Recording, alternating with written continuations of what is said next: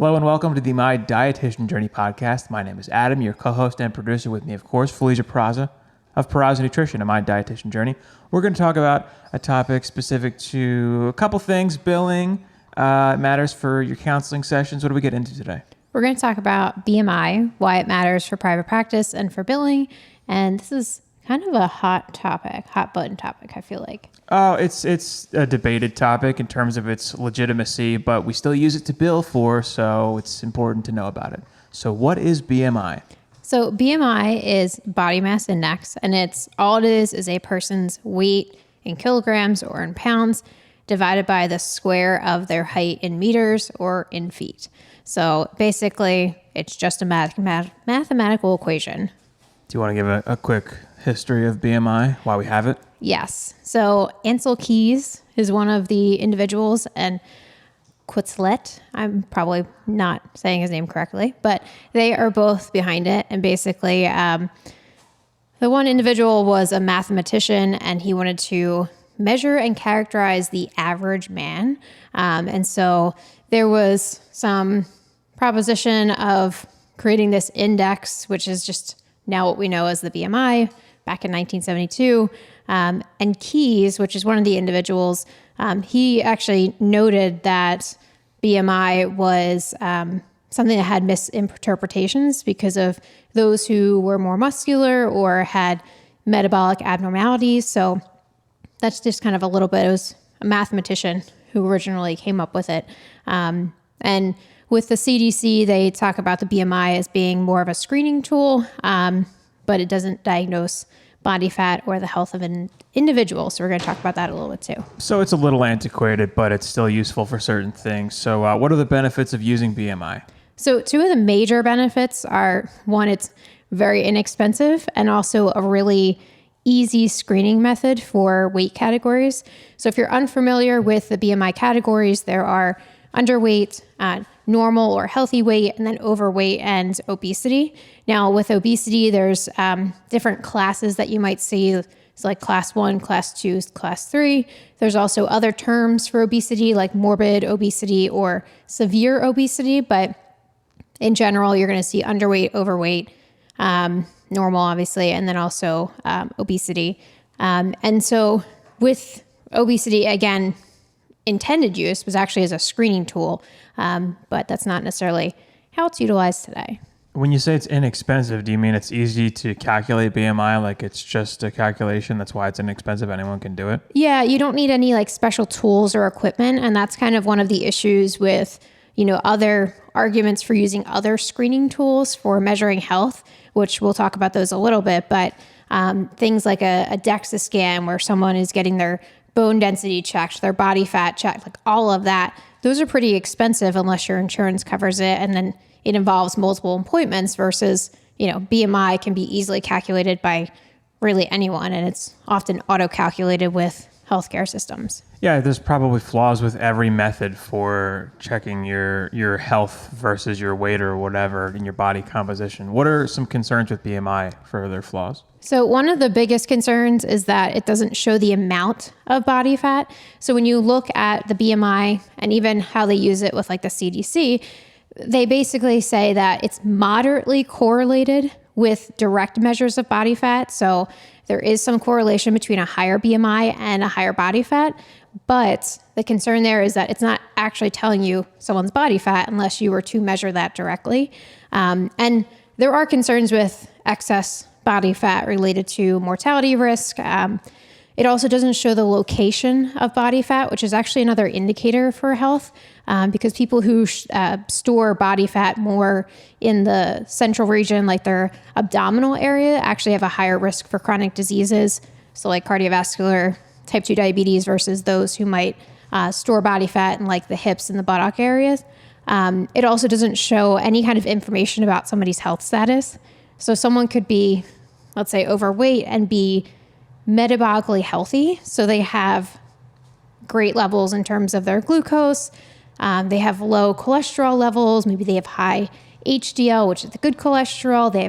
Their blood pressure is normal. So there could be a lot of other factors that we're looking at in terms of health that's not represented when we're just looking at the BMI.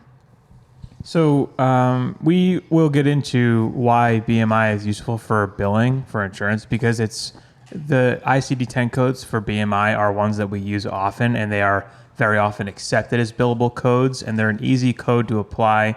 And we can get into more of that. But first, we want to talk about utilizing BMI and weight with your patients. So, do you use BMI with your patients? So I do calculate it for every patient, but it's not something that I typically discuss in a session with a patient for a lot of reasons. And I will say a lot of patients come to me already knowing what their BMI is, and that's, their doctor's appointments that they had. Usually it's printed right on that like aftercare summary, or if they look at any of their medical charts, it's going to say BMI listed on all of that paperwork. And actually, we might use it as a conversation starter. So if they talk about their BMI, talking about some of the flaws that are, associated with using the BMI as a diagnostic tool, which again, it's really meant as a screening tool. And some patients actually ask what their BMI is. And for other patients, their BMI and their weight are not something that we discuss in that appointment, either the first or the follow-up. It's just something that I calculate on my end based on the weight that I have on file from their initial paperwork. You said it's a screening tool, or meant to be a screening tool a few times. Can you elaborate on that? So screening for risk. So individuals, again, there's that correlation that they have in research with higher BMIs being related to higher body fat percentages, but it's intended to be used as a screen. So screen for individuals who could be basically at risk for a high body fat percentage, and then further evaluation. So like an actual physical, maybe utilizing other methods for measuring body fat. So there's like body fat scales where you just step on it with your shoes and socks off and you can determine your fat-free mass, and then also the volume of fat mass, or other things like a DEXA scan, or there's like calipers. Skin fold calipers. So there's a lot of other different tools that could be utilized to measure body fat. So I guess because it's a screening tool, and screening tools are used for diagnosing or predictors for diagnoses, that's probably why insurance companies are so okay with billing for BMI. Yeah, and I think because there is so much research with BMI being utilized, and again, just looking at high weight being correlated with risk factors, but also individuals who have higher weight might also have a higher body fat percentage, which does make sense in terms of, disease risk. You mentioned that BMI was one of its flaws was that it doesn't take into consideration metabolic health. Yes. But is there not a static risk of certain types of injury with excess weight, regardless of metabolic health, such as like your joint health? It depends, because if someone has a high weight and then they have a low body fat percentage, they might have more muscle mass, which could actually mean that they have higher bone density and they have better support for their joints as well. So it doesn't necessarily mean that if they have a high BMI, that's going to put them at risk for things like arthritis, because they can actually be supporting, bone and joint health by, eating a well-balanced diet and having a lower fat mass and a higher fat-free mass. Do you usually discuss weight with your patients, the number, weight? So it really actually depends on the setting. In my private practice, I do collect information about their weight through their intake form. And if a patient comes in and they say that they want to lose weight, usually they're the ones bringing up their weight in the appointment. They might say, here's what I weigh now, here's what I weighed at my doctor's visit, and here's where I would like to be with my weight. So usually if there's some kind of weight loss goal set, we will talk about weight a little bit, but it is a conversation that the patient generally brings up. A lot of times with patients, they might bring up, their weight history. Actually, a patient I was just working with recently has COPD. And with COPD, one of the things that you need to look at is if there's any unintentional weight loss, because if they have issues with breathing, that can actually impact how much food they're able to consume at once. So I want to make sure that they're not unintentionally losing weight. So I am going to ask about their weight. Has it been stable? Has their weight, dropped recently? And so that's going to be really important for me as a dietitian, just to make sure if there's any, risk factors with maybe like malnutrition. So I might absolutely bring it up, with a patient in that case too. You've been doing some contract work for bariatric surgery too recently, and I assume that weight comes up with those patients, or it's a more important metric to track for them. Is there a difference between a context like that and your practice? Yeah, absolutely. So with bariatric patients, weight is certainly a factor pre-session or pre-op in those sessions because one, their weight is part of the criteria for being eligible for surgery. And then with some of the insurances, they can't have any weight gained prior to having the surgery. So that's another factor is we have to make sure that we have an accurate weight on file. And then also after the surgery is performed, we calculate things like their percentage of excess weight lost, how much excess weight they had at the time of surgery, and then monitor weight trends because we also don't want them to lose too much weight because in some cases patients lose a lot of weight and that could be that they're not getting an adequate amount of calories and protein based on the staging that they're into. So it is really important to also look at weight pre and post surgery for these patients in particular. Do you ask your patients to track their weight? No. So the only time I ask, so in a bariatric setting, yes, that's part of the process. And again, making sure in terms of insurance regulations and checking things for after surgery.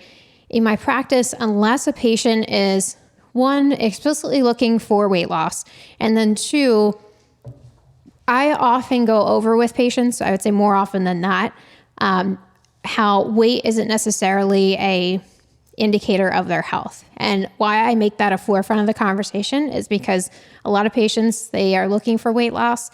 They're making some behavior changes and their weight is not changing. And so sometimes them tracking their weight is not very useful when we're building those different behaviors in the beginning stage of change. So usually I don't recommend weighing themselves weekly or bi-weekly or things like that. But if I do have a patient that is asking about keeping track of their weight and wants to, and that's a helpful metric for them, then I might talk about, weighing no more than once a week, basically. Do you have a stance on the fat acceptance movement? Well, there's a lot of, with body fat and it's more about embracing body diversity. And a lot of that is not necessarily just, there's a lot there, but basically it's accepting an individual for who they are and where they are, because there are issues with weight stigma, where a patient is an individual, I'll just say, is shamed for their body size. And the whole idea that if you give someone tough love, that they're going to be more likely to change, that is, effective. And research actually shows it's not. So I'm a proponent of any movement that is going to, one, embrace an individual for who they are and not shame them, because you never know why a patient is at the weight that they're at. And a lot of the patients that I work with that are in larger bodies, the issue is not just they're over consuming food or their portions are, larger. It's they have depression, they have PTSD, and all of those things are impacting their eating habits, or they have a medical condition like hypothyroidism that's not under control, and they're gaining weight more easily. And so there's so many factors, and by looking at just somebody's weight, which is part of the issue and why these kinds of movements exist, this can mean that someone is going to overlook those underlying issues and just focus in on a patient's weight, which is not helpful or ethical. So I took us off the rails a little bit with that question. So we should probably get into why it's such a sensitive topic to begin with. You touched on it a little bit, but what else do you think about with that? Yeah, so I mentioned weight stigma, which is, if you're not familiar, it's bias against an individual because of their body size. And it actually, there's research to support this, and we'll put these links. But weight stigma actually increases a person's risk for mental health problems, including substance use and suicidality. It also, like I mentioned, the idea of tough love, if you are more pushy towards someone and telling them about their weight, that it'll lead to behavior change. It's actually the opposite. It also undermines health behaviors. It can cause disordered eating patterns, decreased physical activity, Healthcare avoidance, which is honestly one of the biggest things that I see with patients, is that they stop going to the doctor because they go to the doctor and the doctor just tells them, you're overweight, you're obese, you need to lose weight.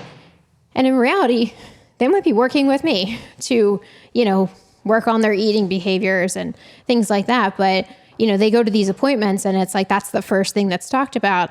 And basically they're shamed for not, in air quotes, trying hard enough. So it can be a really, really frustrating process.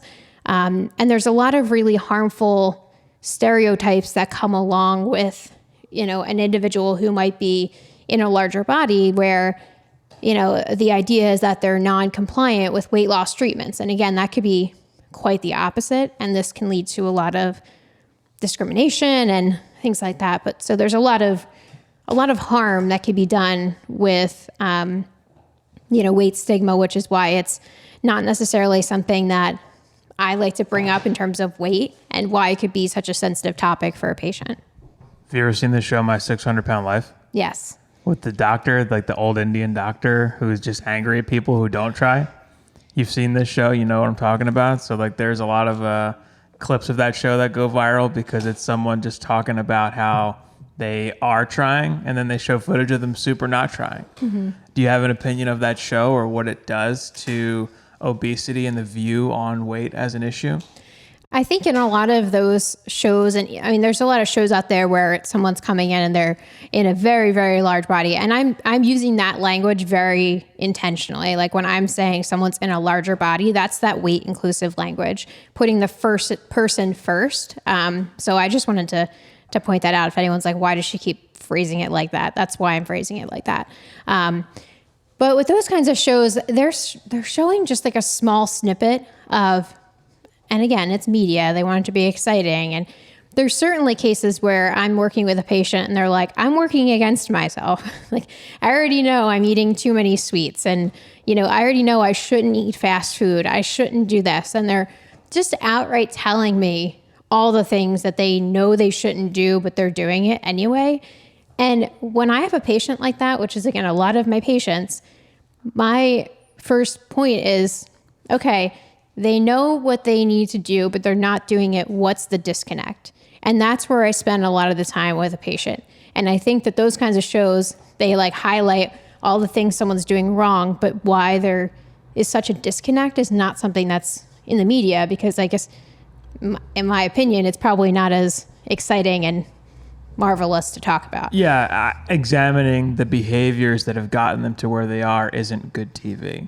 Yeah. But it does create, or it contributes to the stigma that you're talking about with weight, that you then, as the dietitian in the setting with your patients, now you have to combat not only their health, but also this perception and the momentum it's given the issue. Yeah. So it's kind of a problem for you. Sometimes it can be with certain things. There is this fat acceptance movement, though, and I don't know if this is territory you'd prefer not to go into, but there's a movement of people that basically say the medical literature is incorrect. There's no evidence that being obese is unhealthy at all, and it's just not a factor for your health. Do you have a statement on that?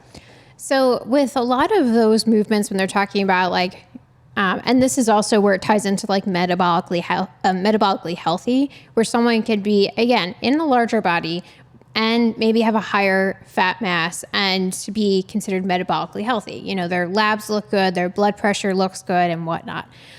In those cases, there are certain conditions like cardiovascular disease where, over time, that's where risk can develop. So if someone's not eating a healthy, well-balanced diet, they might be metabolically healthy right now, but it doesn't necessarily mean that in the future. So there is some caution there too. But with the research that's out there, a lot of the issue is that it's done just on BMI, and it also doesn't look at decreasing risk for chronic disease based on lifestyle factors. So there is a lot of flaw in the research, but there is also research to support, like I was saying earlier, like the location of body fat, the amount of body fat. There is research to support that higher body fat percentages and also higher locations of body fat make a difference too, and there is supporting research there. Now, the other thing that I always think about with a patient, though, is that that's not just the one thing. Like if I have a patient who, let's say, loses weight and is in a healthier body fat range, but also has more chronic stress and, their exercise level has decreased, sure, they might be in a more acceptable body fat range, but they have other factors that are contributing negatively to their health. So if they were maybe in a higher body fat range, but were more physically active, they had less stress, that's kind of more well balanced in terms of like decreasing risk.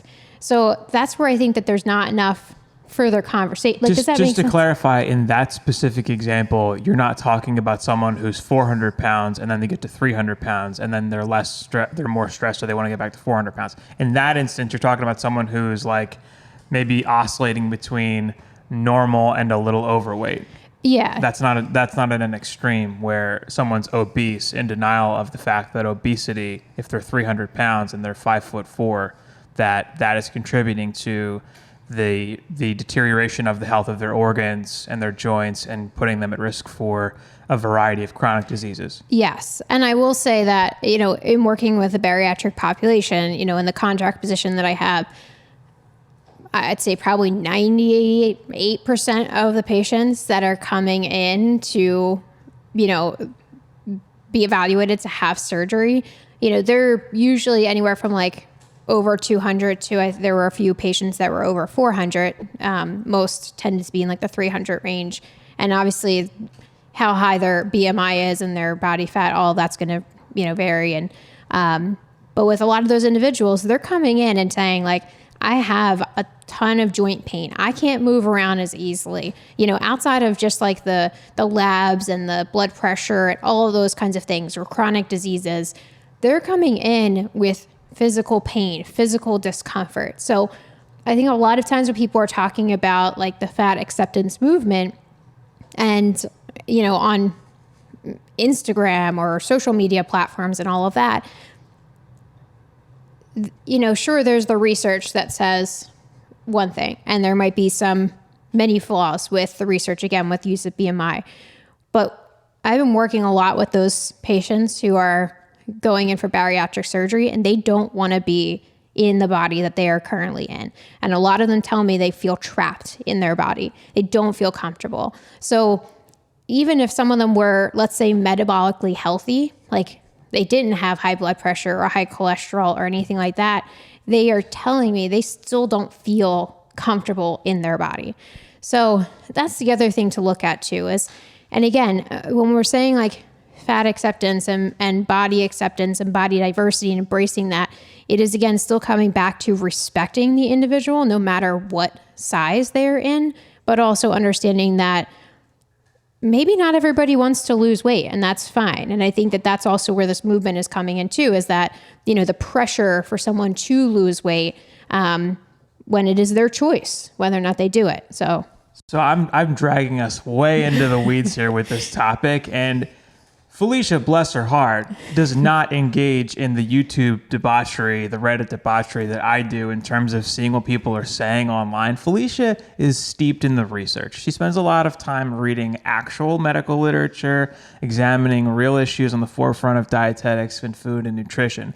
And I spend time listening to crazy people talk about things on the internet. And maybe you're not aware of this, but the fat acceptance movement is a group of people who say that being obese, morbidly obese, is healthy, that obesity isn't real, that it's not linked to any kind of health risk at all. They are a large group of people that are very vocal online that are in complete denial that being obese is a contributor to hypertension and heart health, diabetes, to other risk factors like kidney disease, liver disease, any of that stuff. They say there's no link at all, and it's completely healthy and normal and fine to be obese. One thing about this movement is that it's a lot of women who are young, and there's a primary organization, the Fat Acceptance Movement. It's like National Movement for Fat Acceptance or something like that. It was started by a guy who had a fetish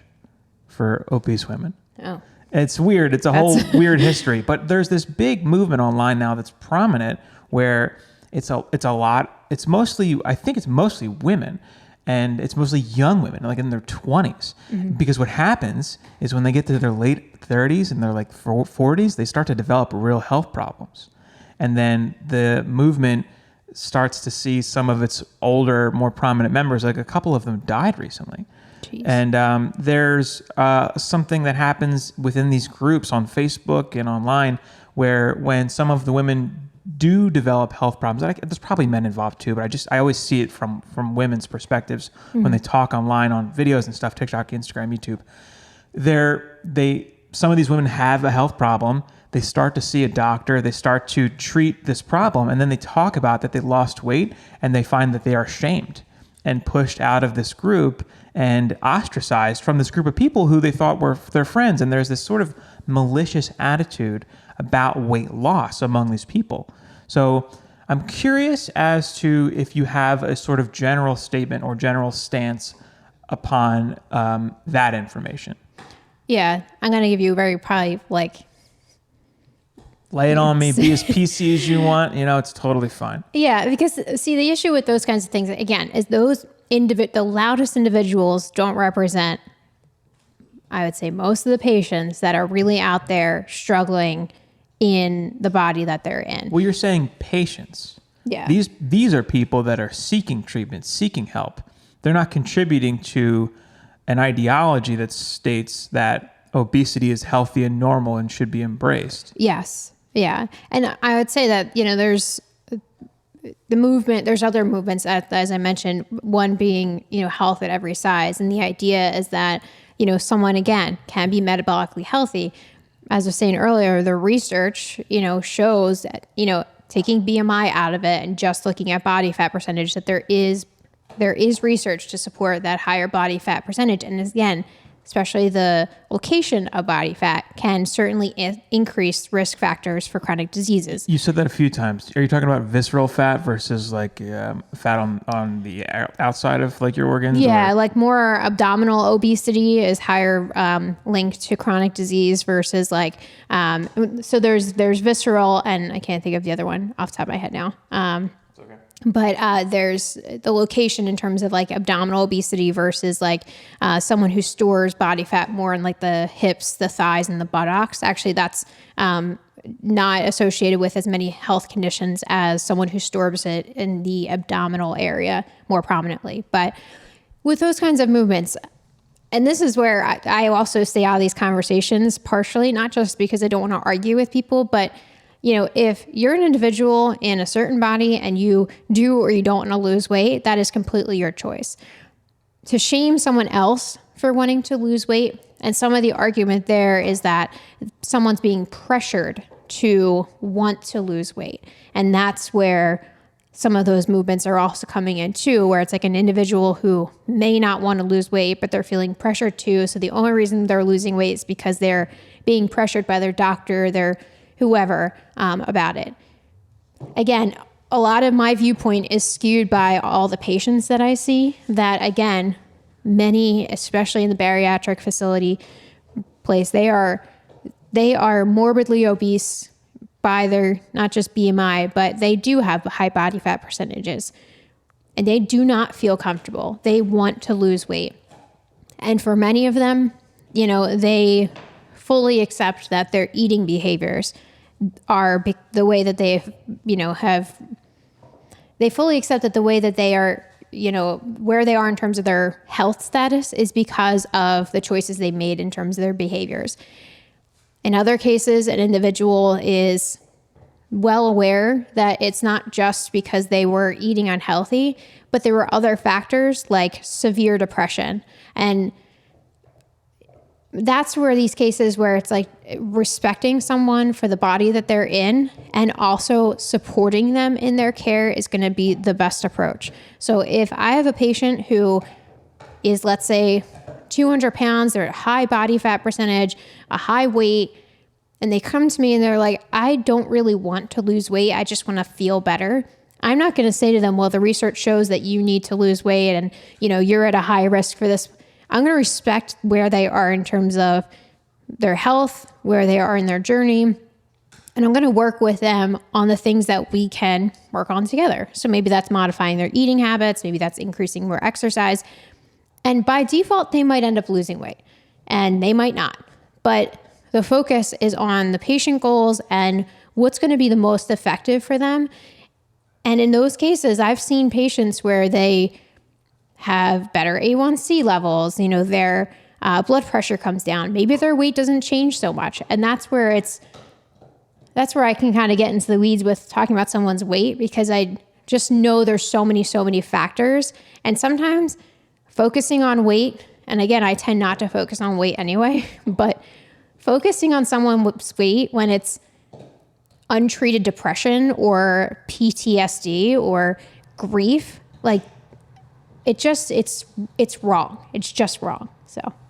Yeah, you consider mental health as a factor for a lot of things, and that's sort of it's almost like a subfield for you at this point. You've done a lot of independent study and you've done work in the field. It's, you're quite qualified to speak on it, if I do say so myself, knowing what you've experienced with that community and what you've done with mental health professionally. So it is a factor in this debate that's not really brought up. Mm-hmm. That's actually an underutilized point, in that mental health is a huge factor for physical health, so to speak. There's a big connection there.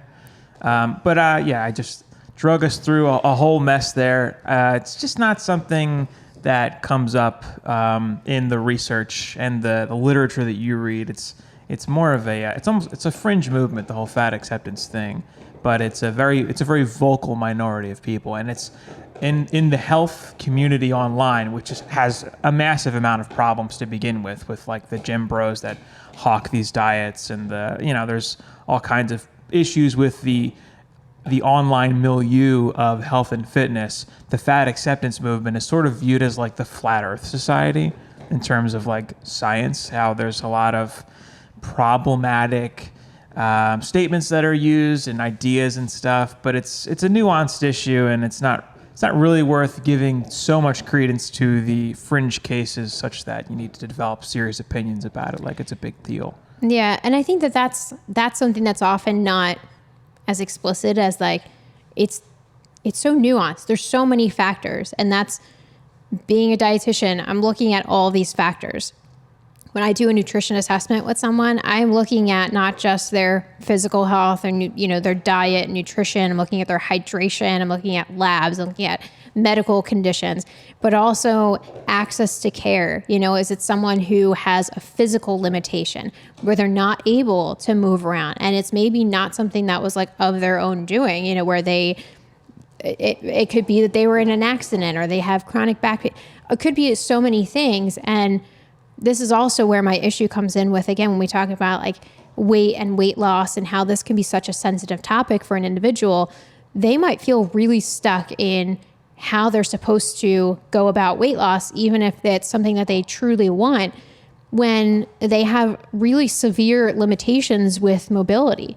And then their doctor, and media is telling them to eat less and move more. And they might be on a limited budget. Maybe they're on Social Security, maybe they're on disability. And it's like, how do I make this work for myself?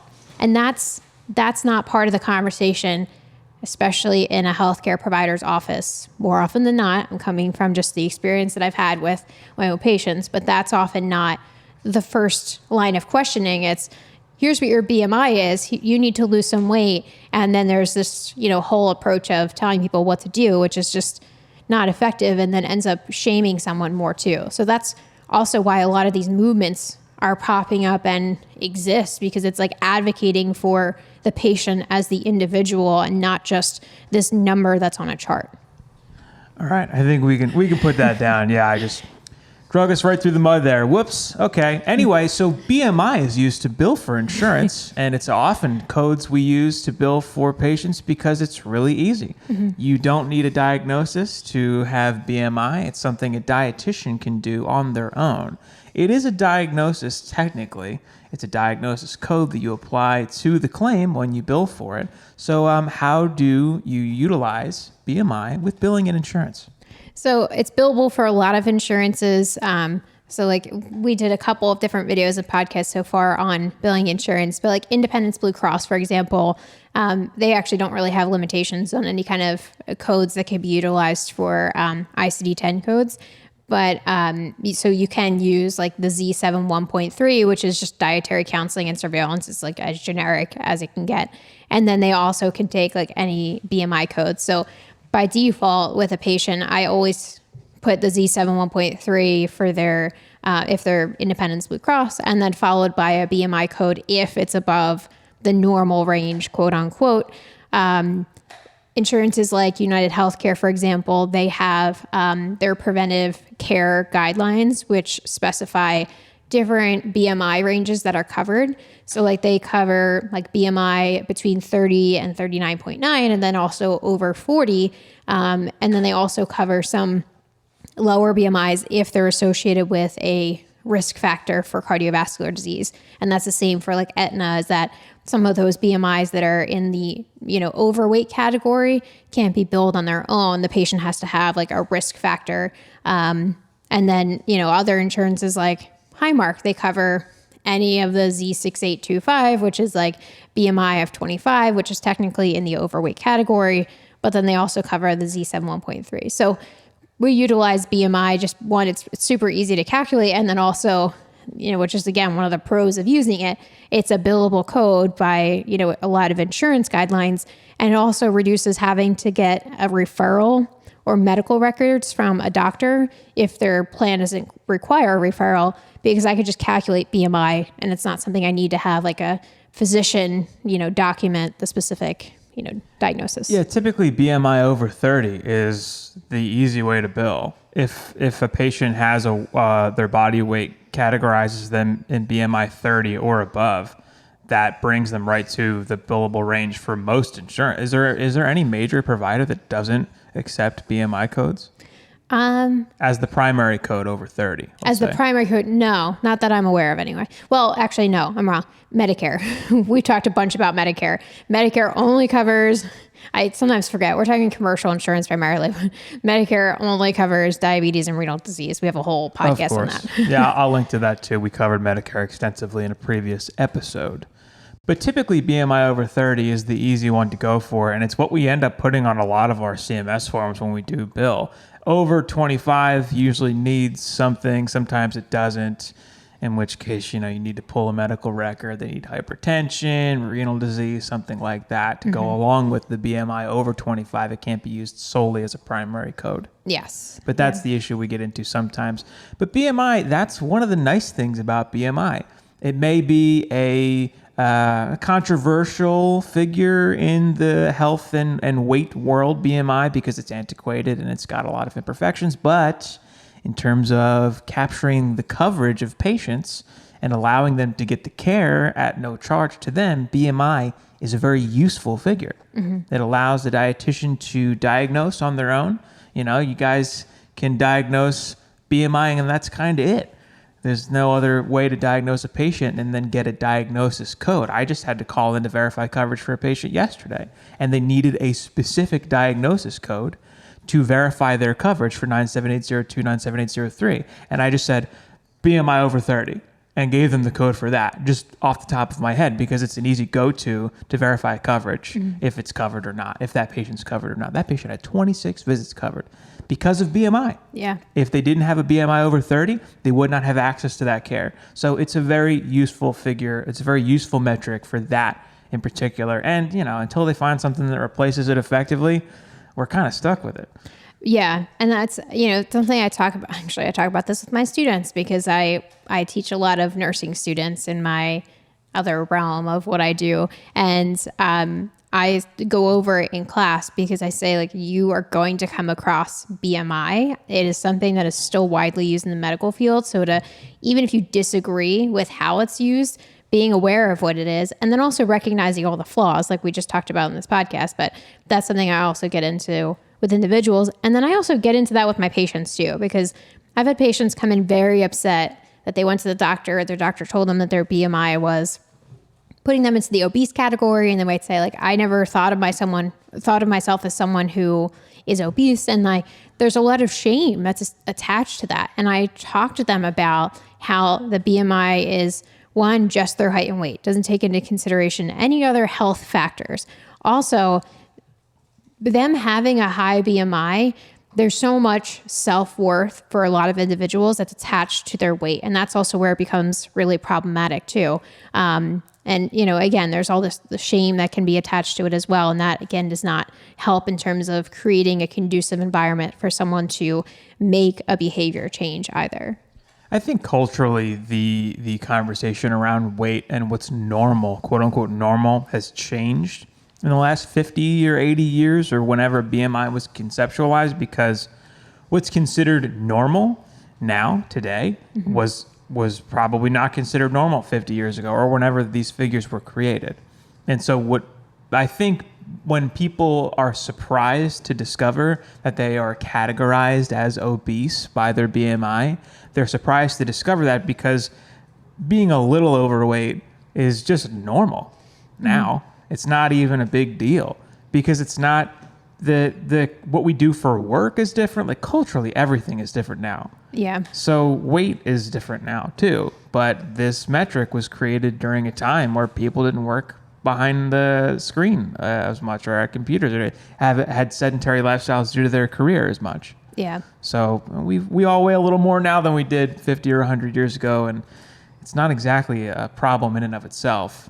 But maybe you get categorized in a BMI range that you wouldn't expect. So it can be surprising to hear the word obese or overweight when you don't expect that of yourself. Yeah, absolutely. And, something else too with BMI and when it's utilized, and again, a lot of times it was the intended use is as a screening tool, and a lot of times it is just given to a patient and then there's no other conversation. And if there is, a lot of times it's like, you need to lose weight. But like, especially, I mean, this should be pretty obvious, but BMI is not something that you want to utilize with someone who is pregnant, because that weight gain is going to include fetal tissue along with placental tissue. And then also, someone can have a normal, healthy BMI and actually be metabolically unhealthy. So that's also the big concern, especially in like the healthcare realm, where if you're just going by someone's size and like looking at them or looking at their BMI, it could mean that there's a delay in patient care, because someone could be at a healthy weight and it's, everything looks good, but really they have like super high cholesterol, or they have an elevated A1C. And then in other cases, the patient might be maybe in the overweight category or obese category and have something else medically going on that is maybe overlooked by a physician because their complaints or their symptoms are just automatically attributed to them being in a larger body and having, a higher body fat percentage. But some kind of like hormonal issue or like a problem with your thyroid or whatever can have an effect on your weight and primarily on your metabolism, I guess. But it's not necessarily an indicator that your heart is unhealthy or that any other organ system is doing poorly or that your A1C or your blood work is bad or anything like that. Yeah. And one thing I'll say too, because we were talking about mental health and I mentioned, like depression and PTSD, but I did not mention that I feel is very important to mention that a lot of psychiatric drugs side effect is weight gain. And so it's like, what's better? And I'll often talk to patients where they're like, I gained 30 pounds being on this medication for my depression, which is better. But now I don't feel good, or I'm being told I need to lose weight. And it's like, should I just stop my depression And so obviously that's not something I tell them to do. And I want them to coordinate also with their therapist too. But that also becomes an issue where it's like these other factors like medications or conditions that an individual might have that are also contributing to their size. And then it's like they become stuck in this place of like, what's better, to be dealing with depression every day or to be dealing with the, stigma or the hurtful comments that I get from my family and my healthcare providers that, cause me to not want to go to the doctor. And then it's, a whole spiral. Yeah, I can remember an experience I had where this is like probably in my mid to late 20s, and I was a little bit bigger in like a good way, where I was hitting the gym a lot, and I was proud of what I had accomplished in the gym in terms of the amount of weight I could do on like a bench press and a squat and stuff. And I'm at my doctor's office, and my weight came up, and I was like 205, and he was like, "You're trying to lose weight, right?" I was like, "Yeah." And I was like, why would you say that to me? You know? And at the time I was like benching 205, and I was like squatting 315, and I was like proud of I deadlifted 405 for like the first time. And I was thinking like, that's got a lot to do with why I weigh more right now. You don't even care. You can't even tell. So it's just a personal experience for me about this, just happened to pop into my brain. I don't know. That's probably experience that your patients have told you multiple times. Yeah, that's the assumption of like, you need to lose weight, or are you working on that, or you're not trying hard enough if you are working on it. And the issue also that follows that conversation is that sits with a patient for so long, and it becomes something that eats away at them, like mentally eats away at them.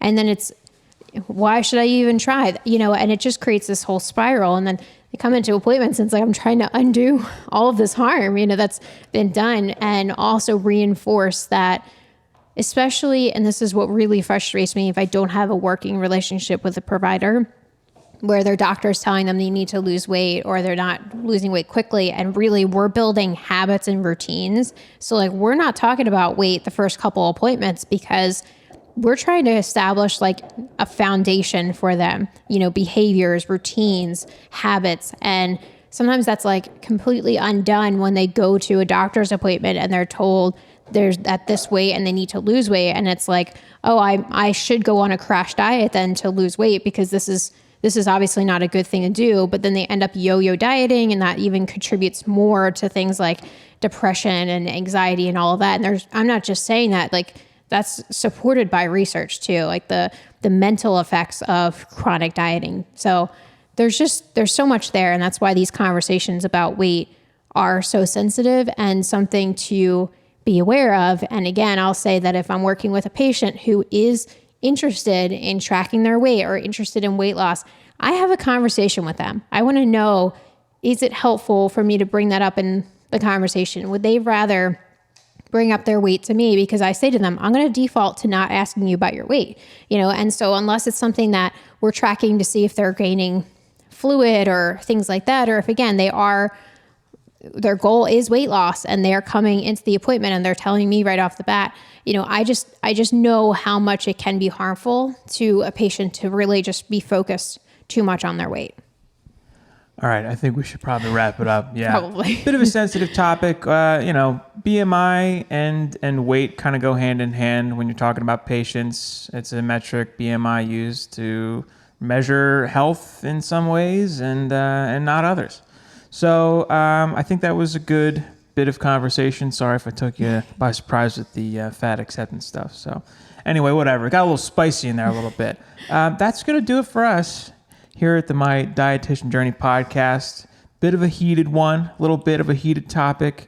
We'll do something a little more... less heated? Yeah, next time maybe. Or maybe we'll jump into the thick of it again one more time. Who knows? Why not? We'll see how much hate there is. What I'd like to do is do some reaction content with you at some point where we sit down and sort of watch some of the health and fitness YouTube stuff, because I want to get your take, because you have a unique perspective on this stuff in that you're not driven by what's talked about and what's popular. You're driven by like a lot of the science and the research and the data, and you read all these articles that come out. You read a lot of the literature.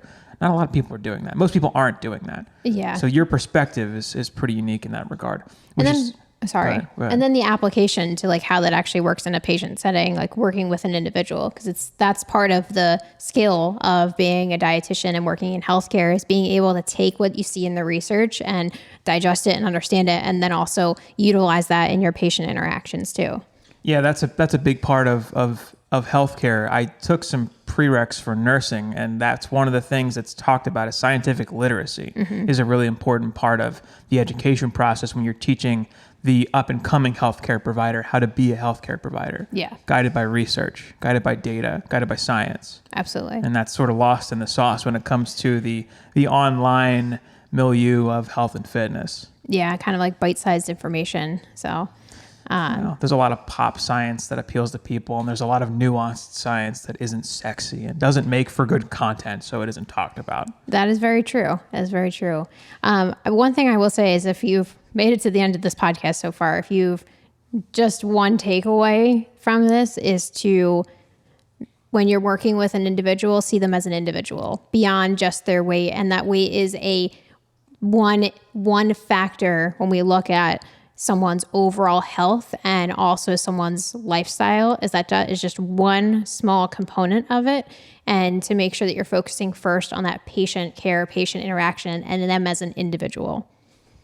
On that note, that's going to do it for us here at the My Dietitian Journey podcast. Thanks so much for being with us.